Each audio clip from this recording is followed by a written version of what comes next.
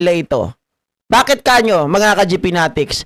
Ito, may pahayag si Senator Lacson na lock and loaded na daw talaga sila na kahit anong circumstances, kahit anong pwedeng mangyari sa Lunes, ay alam na nila ang kanilang gagawin. Pakinggan po natin, mga kababayan, etong pahayag ni Ping Lacson. Loaded na ang Senate minority para sa Lunes. Inaasahan kasing ipipilit na naman ng mayorya ang kanilang panukala para payagan ang remote participation ng mga senador sa mga botohan at sesyon. Handa na raw ang strategiya ng Senate minority para sa iba't ibang senaryo sa Lunes.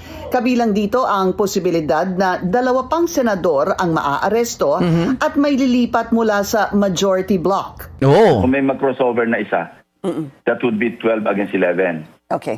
And then kung may makulong, that would leave them with 10. Aha. At kami, 11. Di ba? Sir, So, okay. yun ang ibig ko sabihin. May quickly- mga scenarios.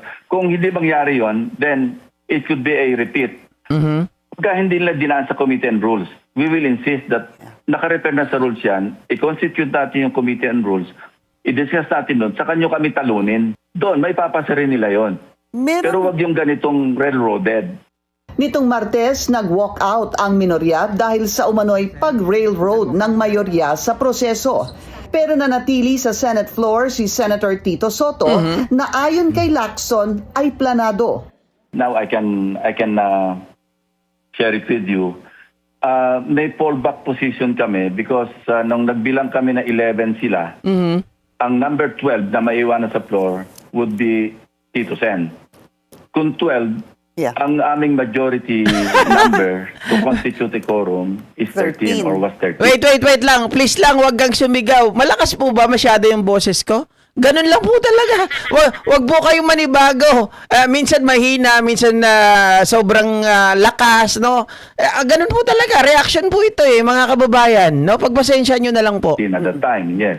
So, clearly, unless ma-recall nila si Senator Cheese at pumunta doon, then wala, no win situation. Catch 22 kami. Kasi ang fallback position ni Tito Sen would be implemented or executed. Meaning, nandun siya, magiging number 13 siya, so mayroong quorum. So he cannot question the quorum at saka hindi siya makapag-adjourn. So what he would do was to vote in favor of the motion. Okay. Because under our rules, we have 2 session days to move for reconsideration. Okay. If you have voted in favor of a motion, then authorized ka under our rules within 2 session days na mag-move for reconsideration. Dahil walang quorum, nag-move to adjourn si Soto. Bagay na inalmahan ni Senador Rodante Marcoleta. Ang problema kay Senator Marcoleta, nagdudunong-dunungan, hindi naman siya nagbabasa. Had he read the rules of the Senate, alam niya na hindi debatable kasi yung motion to adjourn pagka nag-ask ng quorum. Kung hindi inas yung quorum, valid yung quorum ng 3 o'clock. Ini-invoke niya pa. Obvious din para kay Lacson ang motibo ni Marcoleta nang pinuna nito ang kakulangan sa legal background ni Senador Risa Ontiveros.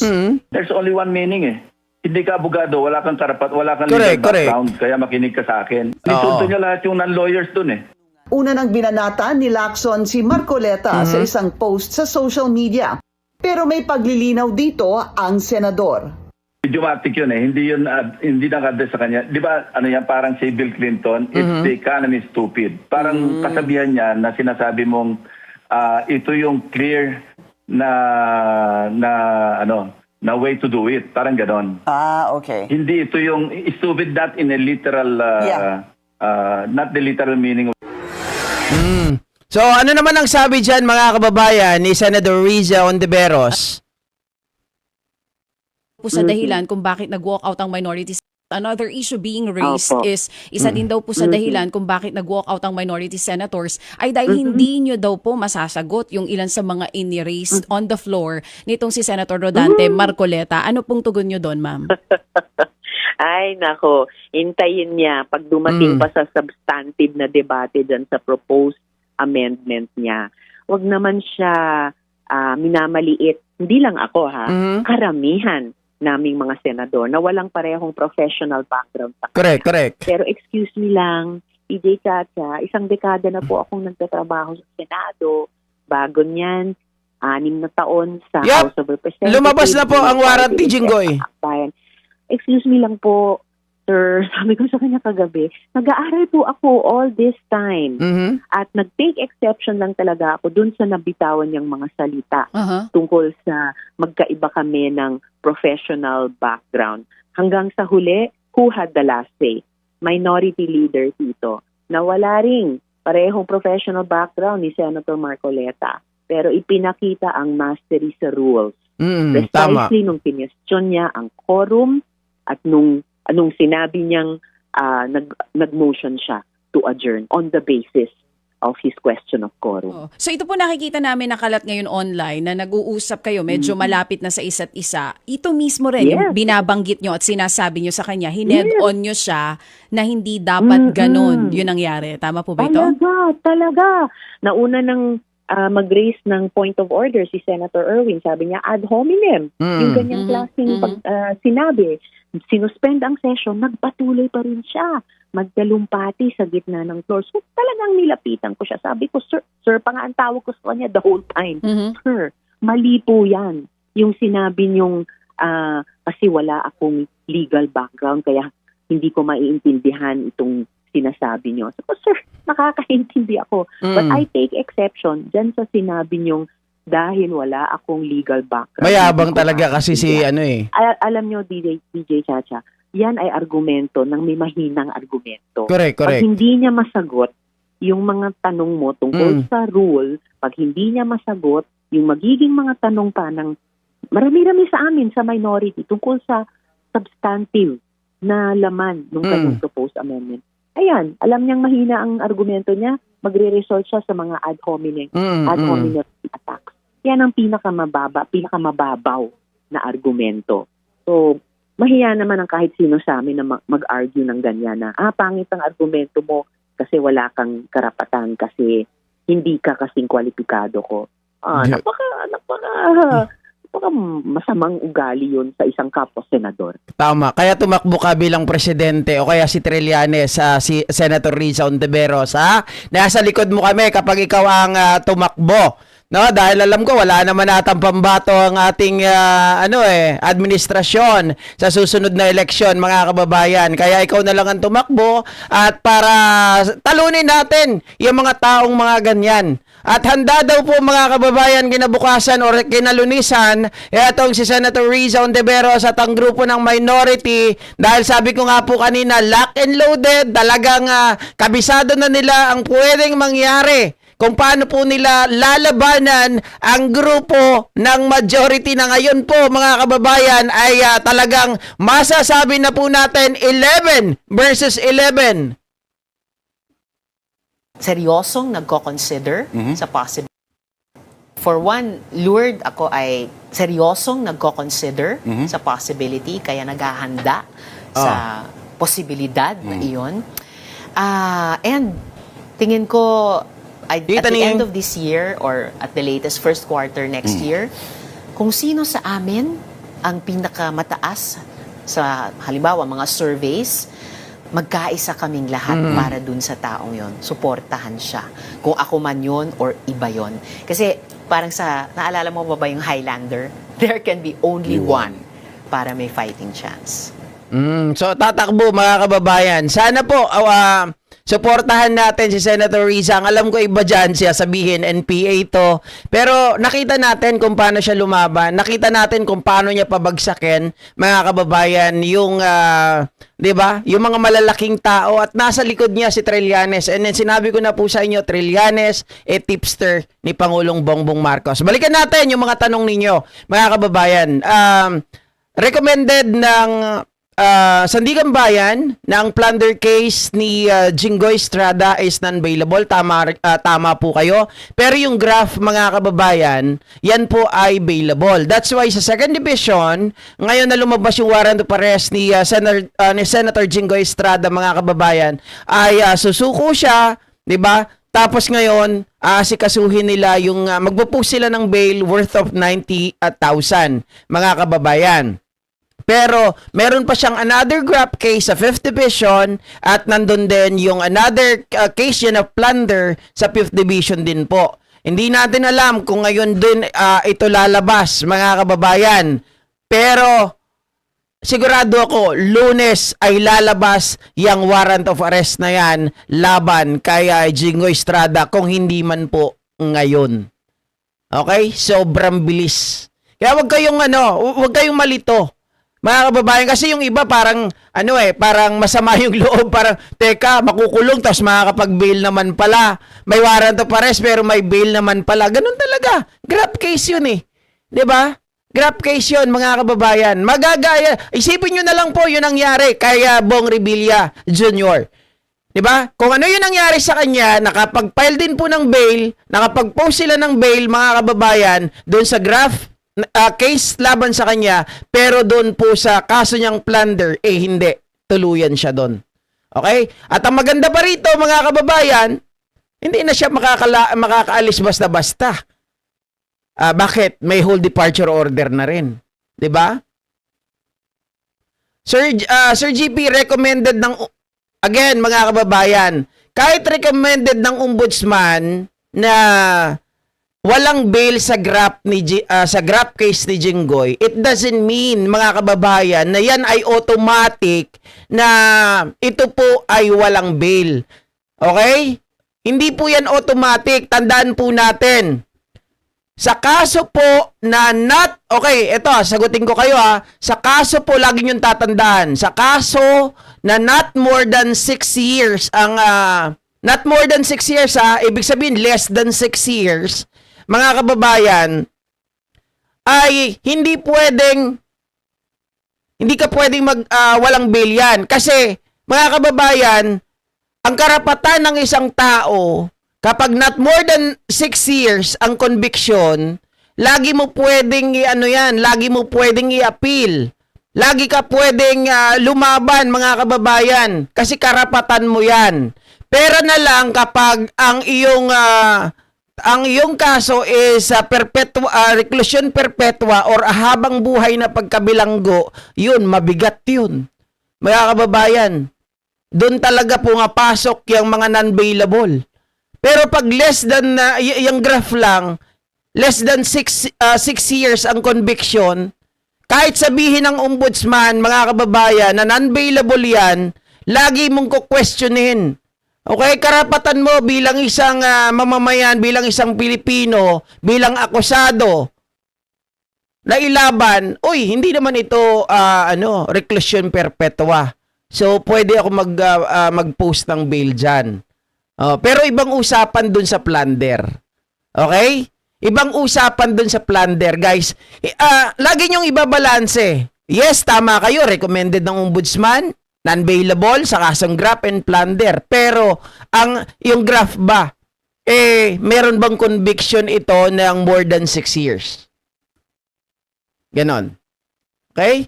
Kasi kung wala, mga kababayan, ikaw ay laging pwedeng mag-question.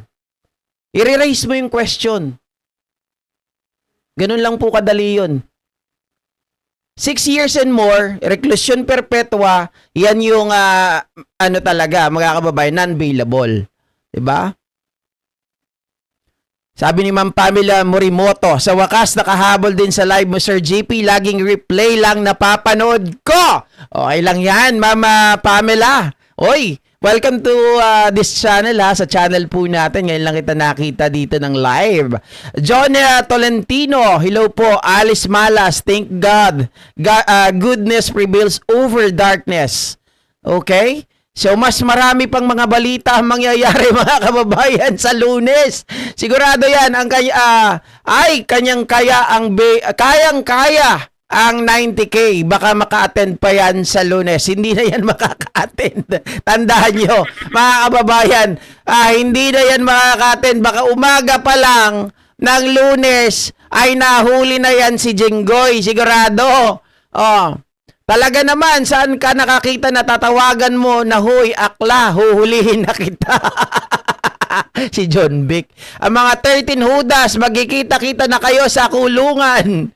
Kaya sila nagmamadali talaga. Di ba, Mama Evelyn? Oh.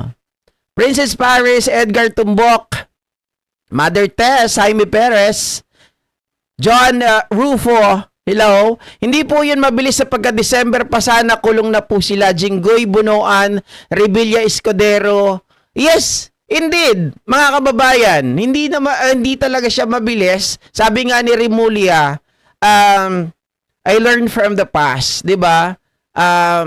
Sabi niya ganon na mali ako dun sa mga unang nangyari. Kaya lang tatanggapin ko na nagkamali ako, na nagbigay ako ng timeline. But then again, this is only one shot. Sabi niya ganoon. One shot lang ito eh. So, kahit na i-bash nyo ako ng i-bash, kahit na tirahin nyo ako ng tirahin, okay lang.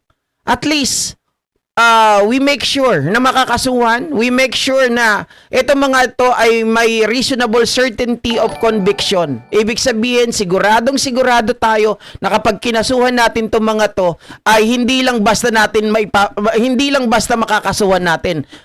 Talagang siguradong may pagkakakulong. Kasi kung probability lang, mga kababayan, 'di ba? Kung probability lang kasi, eventually wala eh. Dahil sa dami ng pera nitong mga to, gagaling ng mga abogado, makakalaya lang. So, sinigurado ni Boying Remulia, yan naman ang sana ang ginagawa. 'Di ba? Siguraduhin na dong sa case build-up pa lang, ay talaga namang solid yung kaso na ipapile sa mga ito para mga kababayan madala. 'Di ba? Sana naman isunod yun na si Joel Villanueva. 'Di ba? Sir GP, ano na kaya ang feeling ni 10K? Well, mga kababayan, same feeling. Same feeling nung nararamdaman niya nung nakaraan, kinakabatutan na sigurado ito. Kaya nga po nila nire-railroad, kaya nga nila minabadali. Nakita nyo na talagang ni-referred na sa Committee on Rules, mga kababayan, biglang binawi, 'di ba? Binawi bigla tapos refer kaagad sa plenaryo. Tapos nung napansin, biglang let's divide the house. Oh, grabe. Mga kababayan, di kaya drawing na lang kaso ni Jinggoy sa 5th District Idol, 'di ba? Friends ni Jinggoy karamihan doon. Well, mga kababayan, hindi ko alam. Hindi ko masasabi yan. Pero syempre, iba na kasi ngayon eh. Unlike before. 'Di ba? Iba na ngayon. Hindi katulad dati, nahawak nila. Hindi balik si Torre kung gusto natin maaresto si Villanueva. Bakit? Bakit kailangan pa si General Torre para maaresto si Villanueva? Di naman makakatakas yun eh. 'Di ba? Ang gusto ko, need si Torre ibalik kung uhulihin si Bato. 'Di ba? Si Bato. Kailangan talaga si Torre.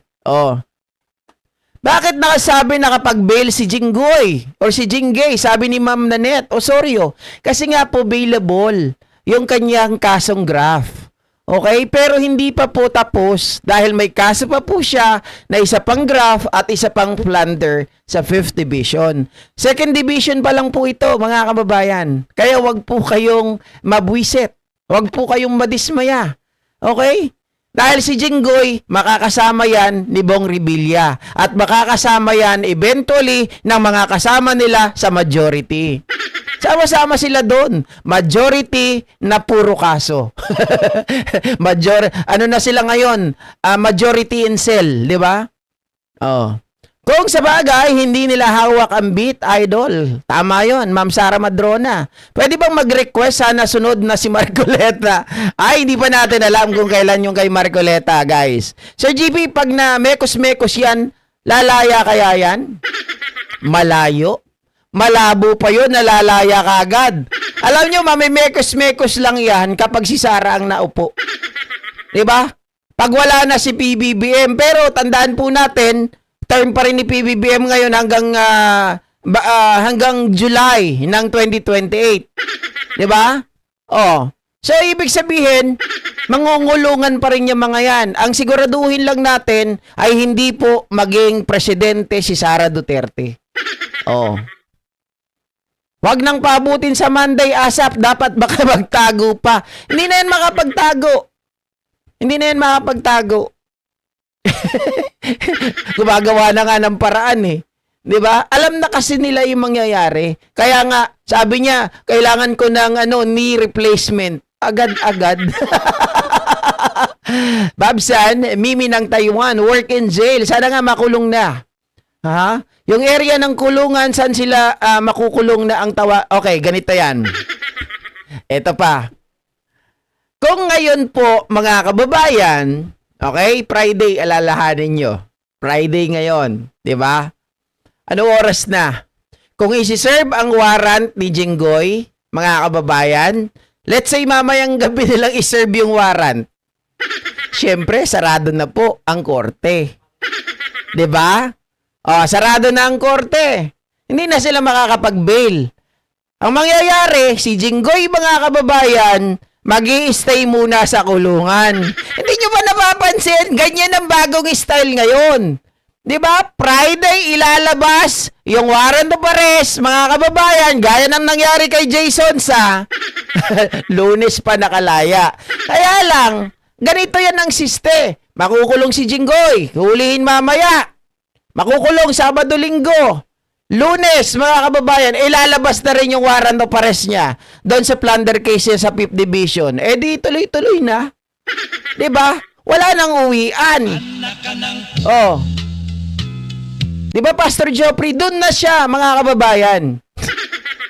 Doon na siya mamalagi. Oh. Saturday and Sunday no court. Tama, Mimi. 'Di ba? Friday ngayon eh. Mamaya nila i-serve yung warrant. Oh. Siyempre, mga kababayan, wala na. Hindi na makakahabol yung mga yan.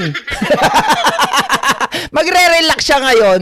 Re-relax siya muna doon sa kulungan hanggang Lunes. Tapos pagdating ng Lunes, mga kababayan, sabi niya, pwede ba may window hour pa ba ako para lumabas? Hindi na, kasi nandiyan na yung warrant of arrest mo sa plunder. Dire-diretso na, di ba? Hoy, Jinggay, magbaon ka raw ng tibak at pamada, sabi ni si Pastor Joffrey. Si Pastor talaga. Oh. Boss, wala pong bail ang kaso ni Jinggoy, sabi ni Armageddon. Sino naman ang nagsabi, Armageddon? Hindi kayo nakikinig, no? Hindi, yung kaso ni Jinggoy sa 2nd Division, mayroon pong bail. Okay? May bail po. Paparinig ko nga sa inyo lahat. Kayo naman talaga, oh. Ulitin ko. Oh, mga kababayan, nasa na ba yun?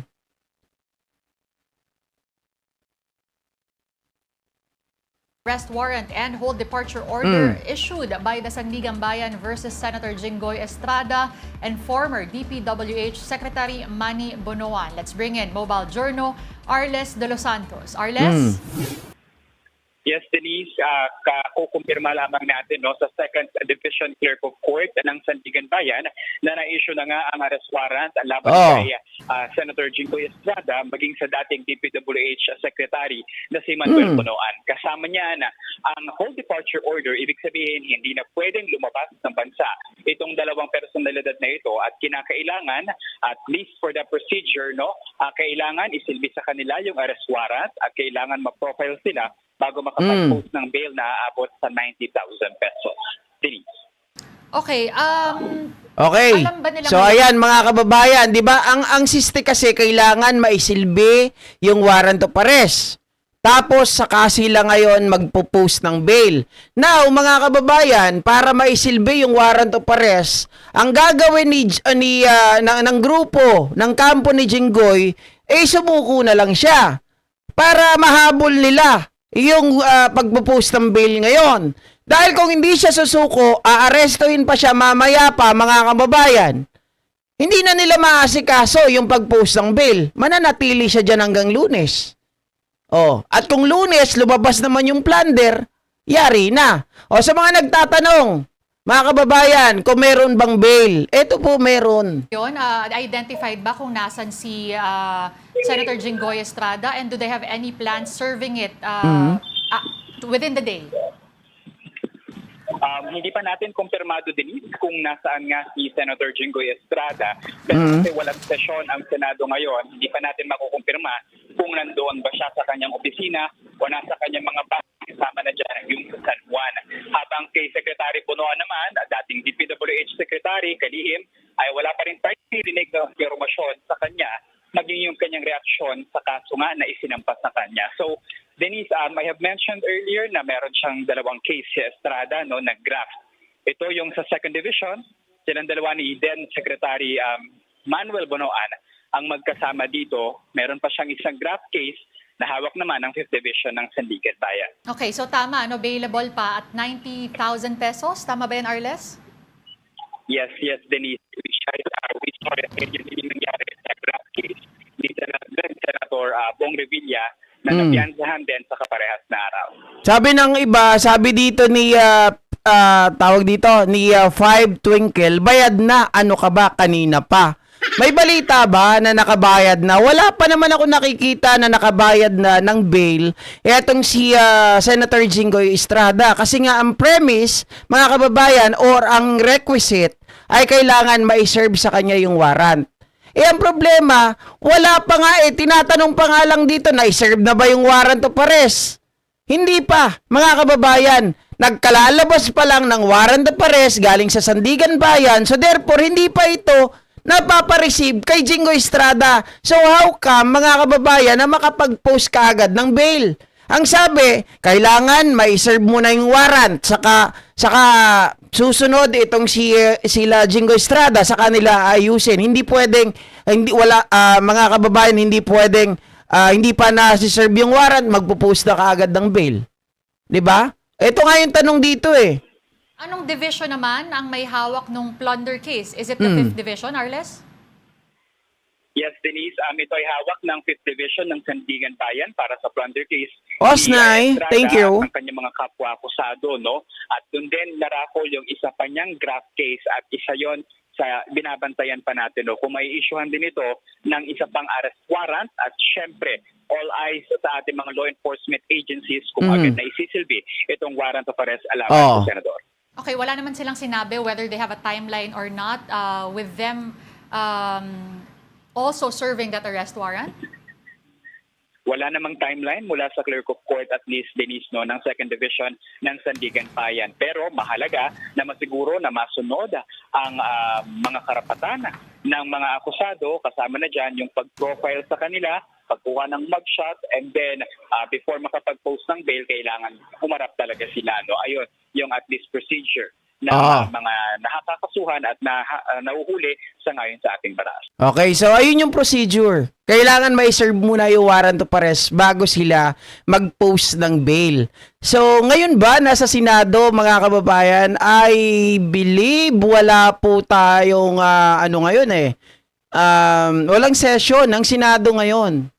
Tama ba, mga kababayan? Walang session. Monday pa alam ko Tingnan natin. Senate of the Philippines. Wala silang session ngayon. Monday pa ang balik nila. So wala, sinabi naman dito sa balita kanina na walang session ng Senado, Lunes pa, mga kababayan. So ang mangyayari dyan, hindi kukunin sa Senado si Jinggoy. Okay? Pupuntahan ito dun sa kanya mga addresses kung saan man ito. So, pero ang nasisigurado ko, mga kababayan, gabi yan kukunin. Abangan natin. Gabi yan kukunin si Jinggoy Estrada. Oo, para dire-diretso na, 'di ba? Maghimas na siya ng rehas.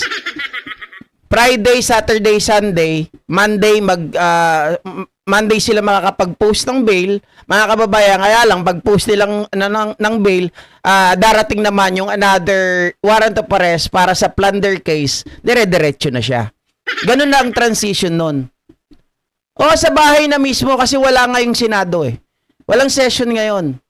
'Di ba Monday pa? Kaya nga Monday ang inaabangan natin ito gusto ko, mga kababayan. Sabi ni Osnay, "Hi GP, not ashamed to admit former DDS supporter here in UK. Starting noong 2016 but 2024 namulat ako kung anong klaseng mga tao ang sinusuportahan ko. I'm not part of Team Blind Generation." Well, good for you, Ma'am Osnay. Congratulations, 'di ba? Ako naman ay isang DDS supporter din back then, 'di ba? Kaya lang, mga kababayan, nung nagsasalita na si Digong hinggil sa pagbanat niya sa Panginoong Diyos, hinggil doon sa pagtatanim ng ebidensya, hinggil doon sa mga kasamahan ko sa trabaho, sa call center na mga kababayan, walang due process kasi itinip lang ng kaaway. Kaaway lang mismo, kapitbahay itinip ng kaaway. Mga kababayan, napunta sa listahan. Napunta sa listahan ng itutokhang. Mabuti sana kung tokhang lang, katok tapos iimbestigahan. 'Di ba? Hindi, tinip na gumagamit daw ito, baka mamaya matigok, kaya yung kasamahan namin na call center na yun, nagpakalayo-layo. Lumabas lang nung, wala na si Digong. Nobel recommended nga daw. Ang gulo nyo. Diba, Sir Jonas, good for her. Buti nga sa inyo mga hudas na senator, sana maubos na kayo. Katulad yung vloggers or anchor ng mga DDS sa SMNI. Okay, very good. Walang pasok government offices during Friday since Middle East crisis. Correct, boss. May kasong ganyan. Sana all tigayukay. Wow. Oo nga, no? Mga kababayan. Actually, marami tayong mga subscribers dito na nasa ibang bansa. No? Mga ka-GP Natics. At maraming salamat sa pagtitiwala ninyo. 'Di ba? Wala ganyan talaga ang buhay Tapos na yung ninyo, tapos na yung inyong masasabi natin, yung pagiging arugante ninyo, yung pagiging mayabang ninyo, may katapusan talaga ang lahat. Baka sa Monday isi-serve yung warrant MAC, session sila ng 5 p.m. Ay, hindi. Palagay ko ngayon yan. Ngayong gabi. Ngayong gabi yan. Kaya nga, si John Vic Rimulya, mga kababayan, ay sinasabi niya, sumuko ka o aarestuhin ka namin. Ganyan din yung binigay niya kay, ganyan din yung binigay niya dati kay Bong Revilla, na tumawag si Bong Revilla sa kanya na, susuko na ako, sunduin mo na lang ako. Ginon. 'Di ba? Pero mga kababayan, meron pa akong isang nahagip na balita ngayon Nakakatuwa naman si Pangulong Bongbong Marcos. Binanatan niya na rin pala itong si Bato de la Rosa, maging si Aimee. Dahil nagsalita na ang pangulo natin, mga kababayan. Ito po. How concerning is this, sir?